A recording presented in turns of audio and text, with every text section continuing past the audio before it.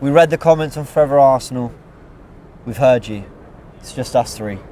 We've left. Yeah. Jordan's not. Yeah. He didn't get the call. We listen to the community. We hear you. We understand. It's been years and years of relentless telling us. We agree. Yeah, we do. We do agree. So we're here, just us. Yeah.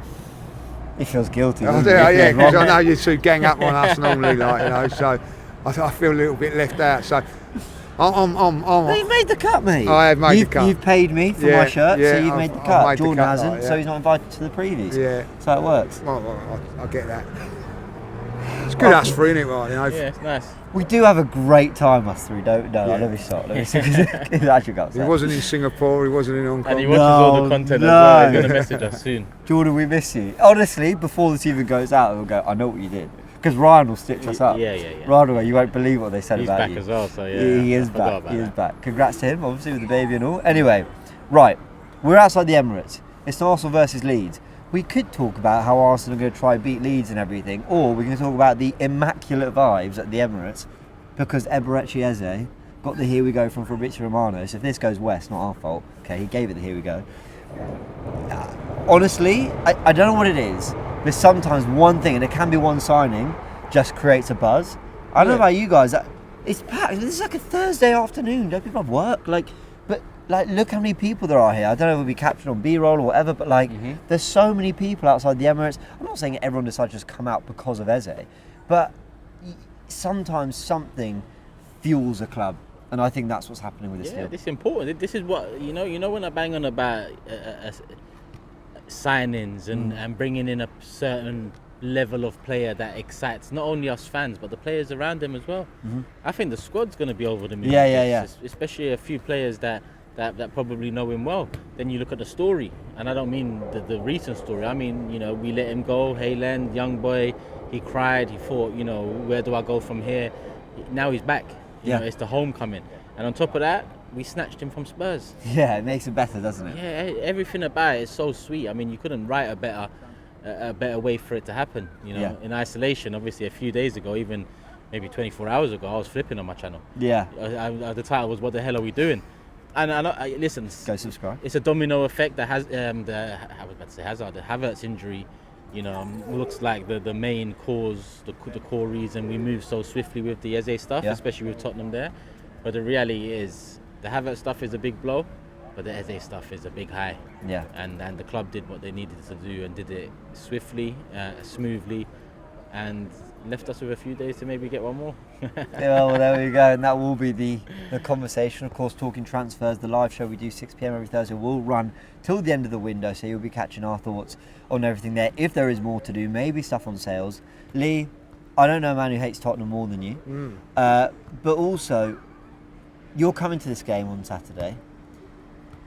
You're going to be that bit louder, aren't you? There's going to be that bit more energy. 100%. Just talking about that with James coming down here, I'm absolutely buzzing for this game now. I haven't really looked forward to the season starting. You know what I mean? Because obviously it's a tough start. You don't know what you're going to get, but one signing. Look, go back to Man United. How energised they were from them signings. I think let's give us that now. Gyökeres is a fantastic signing. He's not up and running yet, but Eze now, I just think ticks so many boxes for us. And the only thing that I'm going to say I'm a little bit disappointed is that we've got this on the back of the Havertz injury. I felt that we needed this before, even if Havertz wasn't injured, because it just ticks so many boxes for us now. The one being now that I don't think he'll be involved on Saturday, but what it is that teams are going to come here like Leeds, and no having a go at them, and I understand that they're going to come here and going to defend for their lives. These are the games that cost us last season. All of a sudden now we've got 3 or 4 players in the team that can unblock those low blocks, if you like, and he's definitely one of them. And I just think it gives us so many options going forward that Mikel now has got. When he looks on his bench last season, I think at times he's looking on there, particularly in the Champions League semi-final. I ain't got nothing to change it here. Yeah. He's got lots of things to change it now. He's got options. There's no excuses. He's added pretty much 2 wingers in Madueke and Eze. Of course, Eze won't be available for the game on Saturday, and that is yet to be officially announced, confirmed with the numbers and everything. But there are options there to impact the bench. Some people have been calling for Max Dowman to get some minutes. If that comes, we don't know. But like you said, we didn't want to have to rely on him. It's if he's good enough, then you could use him. There will be a predicted 11 video. We'll talk about all that. Kai Havertz is the only player, as far as I'm aware, that's injured. Ben White, I know, wasn't pictured in the open training Norgard they as well, had don't here. know much about him. Oh, Norgard, yeah.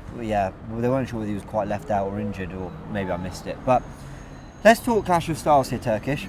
I watched Leeds a little bit against Everton. By half-time, they'd had 12 shots to Everton 0. Daniel Farke is a player, is a manager, should I say, who wants to get his players playing with the ball on the ground. Will they move away from something that's a little bit more punch for punch? Or do you think actually we could see quite an open game here at the Emirates? They'll probably move away from it, if I'm honest with you. We're one of the best teams in the league and have proven that over the years. Difficult to play against, and more often than not, any success found against us has been in the low block form. But we've got a new striker there that, and we've got a new striker there that, he hasn't broke his duck yet in the Premier League, but at home to Leeds, he's going to have his chances, or so you'd expect. So I think that's serious concern if he doesn't. I know he didn't have a shot against Man United. We maybe put that down to the context of the game. Arsenal final pass was shocking, but he's got to surely get some shots away against Leeds. 100%, and that's a team thing. Yeah, we're trying something different, as we saw against United. We broke well, but in that final third, there's a lot of rustiness. I was going to say a bit of rustiness. There was a lot of rustiness. So hopefully, things click a bit more against Leeds. But it's going to be a much different test. I expect the low block from them. Yeah. Mid block at times maybe, because they do have something about them on the attacking front. But generally, they're away from home against a side that's finished second a few years in a row now. So they're going to set up to stifle us. Lee, give us some insight into what it's like when you're returning. Pre-season's one thing, but the competitive games are another. I know you've played football competitively. You've got those pre-season games in. What's it like when actually it matters? Like, is there a little bit more thought in those early games when you're passing the ball? It's something that should come so naturally to you. You probably do it 50, 60 times a game, but Arsenal getting that so wrong against Manchester United. Yeah. What are the reasons? Yeah, well, one of the reasons is like you're not 100% fit like that, so you've got that on your mind. When you go into games, if you know you're 100% fit, you know your body's not going to break down, or it's not going to, so you're not worried about pacing yourself through games and everything like that. So that's one thing of it. Yeah. Secondly, like for Gyökeres, I don't care what anybody says, that 60 minutes that he played in a competitive game has done more for him than any pre-season or training. Oh, for sure, yeah. So he should be a little bit better like that. I also think, like, I know that, listen, no one wants to see players injured, and Kai Havertz. There's also that doubt now of, does he start against Leeds? Does he, or could Havertz come in there and all that? So that's taken away from him now, So from his point of view now, he knows he's going to start on Saturday, 2 or 3 days before the game. I ain't worried about the team sheet going up. That's another thing, like people don't realise you're going to meetings and you don't know if you're in the team or you're not, and then you are in the team, and then right, I've got to prove myself now. So from his point of view now, he knows he's got a little run without Havertz on his back. That might be a good thing for him, So I think that's something to look to. And listen, they're not going to be right at it first game, But everybody's had 90 minutes now. They've had a little rest, and then they come again. It's 2 or 3 games before you get into it, till you feel comfortable that you're absolutely fit and everything. And I don't care what you do. You can do as much training, running, whatever you like. There's nothing like a competitive game. No, yeah, and they always say that. But you've actually just made a really good point there, or alluded to one certainly. Gyökeres has somewhat been thrown into the deep end. When you really think about it, it was, right, here's the signing, please fly to Singapore. You're only going to be there a couple of days before you fly to Hong Kong. You're going to come on against Tottenham for like 20 minutes in what is a kind of really tricky set of circumstances. Come in against a low block, we're playing terribly, we've rotated a lot of the team at that point, then fly home, adjust to jet lag one more time. I know that's true of all the players, and everyone in the Premier League is going through that to a degree, but then it's, can you start against Villarreal because Havertz isn't available? Can you start against Bilbao because Havertz isn't fit to start? By the way, he got the nod against United. It's like, don't get me wrong, I mean, I know that's all happened over 3 weeks, but it's a bit of a whirlwind, isn't it? I mean, before joining in Singapore, he had to come to London. Before that, he was in Spain. I mean, he's been thrown at the deep end is what I'm trying to say, and I guess we have to be a little bit patient. Yes and no. I mean, I think the club could have been smoother with the process, get him in Oh, yeah. earlier. Yeah. But at the same time, that's why you buy experience. That's why you buy a 27-year-old and not a 22-year-old, because it needs to happen now. Yeah. You know, you need to hit the ground running essentially. And this ain't me criticising or critiquing him. I think, you know, it was a team problem against Man United. But I expect Leeds home chances, and I expect that you know, that ball in the back of the net and that celebration, first time in the Premier League, and from there kick on, because we've got a massive game just after Leeds. So in my opinion, filling our boots would be ideal against Leeds, especially when you consider what came out of the United win. 3 points, and that's all that really does matter. But in terms of the performance, you know, we need to find our fear factor again, and that game, left nothing on the table in that department. So against Leeds, I think, you know, the expectation is we score more goals and create more chances. But we also saw last season that in similar games we still struggled in the final third. So hopefully we get some of that fear factor back. All right, so I'm going to put you both on the spot, because I really should have asked you before, but let's see what you come up with. One thing you both want to see improve against Leeds. Some might be obvious. I just wonder if there's anything else in particular you guys are really thinking. Oh, the one thing I want to come to the Emirates now and be entertained again, because I wasn't entertained last season. I'll be honest. There's a couple of games, 2 games, maybe 1 in 3. You can, you know, chuck at me like that when I've turned around and said I was really. Most of the time I didn't enjoy my football here last year, like, you know. So I want that to change. You know what I mean? Obviously I want us to win. You know what I mean? That's the most important thing. But also I want to see us here. A little bit more enjoyment, and also when teams come in here with a low block, have some solutions. Yeah, okay. Pretty much the same. Yeah. Quick transition, good football, and that all equates to entertainment, really. Yeah. I want Gyökeres to be in and around that box a lot more than he was against United in terms of touches in the box, especially. And I just want us to listen. We've got a solid defence. We've shown that over the years. Now let's start, you know, honing that attack a bit more to be a problem. Yeah, I mean, I agree with both of you. The transition, the execution of the passes, the entertainment, playing through the middle, all those things kind of come under one umbrella. I will say, I trust our defence. I also trust our structure. But I'm having a little look at the back four. Do we look structurally more in control in this game? Because I think even if we win the game 4-2, let's say, we've scored goals, whatever, trust me, we want to be entertained. I'd absolutely take that. Against Man United, we were, on an individual level, we defended well. As a team, as a collective, I thought we looked quite messy. Then you look at the goals against Villarreal, we conceded. 2 against Newcastle, quite open against AC Milan. I just hope that there isn't like a negative trend on the defensive side going into Anfield.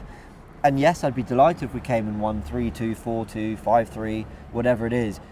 Even a 3-1, but if we're conceding a load of chances, I'll be a little bit concerned as to how you just sort of suddenly switch it on for Anfield. But we want to see goals, and sometimes to do a bit more of that, you've got to give a little bit the other way. So yeah, I agree, but I do think we have conceded a lot of goals here.